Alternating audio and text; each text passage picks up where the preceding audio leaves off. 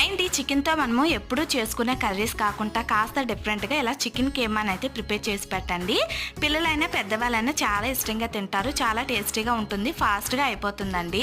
Oil వేడెక్కిన తర్వాత బిర్యానీ ఆకు, చెక్క, యాలకులు, లవంగాలు వేసుకొని వేగించుకొని అవి వేగాక ఆనియన్స్, పచ్చిమిర్చిని కూడా వేగించేసుకోండి. ఇప్పుడు కొంచెం టమాటో ప్యూరీని కూడా వేసేసుకొని పచ్చివాసన పోయి దగ్గరికి అయ్యేంత వరకు ఉడికించేసుకోండి.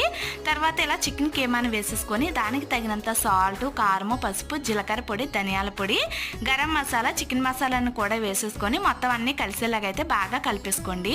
తర్వాత దానికి తగినన్ని వాటర్ని యాడ్ చేసుకొని వాటర్ మొత్తము ఇంకిపోయి ఆయిల్ పైకి వచ్చేంత వరకు మూత పెట్టి ఉడికించేసుకోండి. ఇలా ఉడికిన తర్వాత చివరిగా కొంచెం కొత్తిమీరని యాడ్ చేసి మళ్ళీ ఒకసారి కలిపేసుకోండి. ఇలా ఉడికించుకుంటే మన చికెన్ కీమా కర్రీ అయితే రెడీ అండి. వేడి వేడిగా రైస్తో కానీ, చపాతీతో కానీ, పరోటాతో కానీ ఒకసారి ట్రై చేయండి. చాలా టేస్టీగా ఉంటుంది. నచ్చితే లైక్ చేసి ఫాలో చేసేసుకోండి.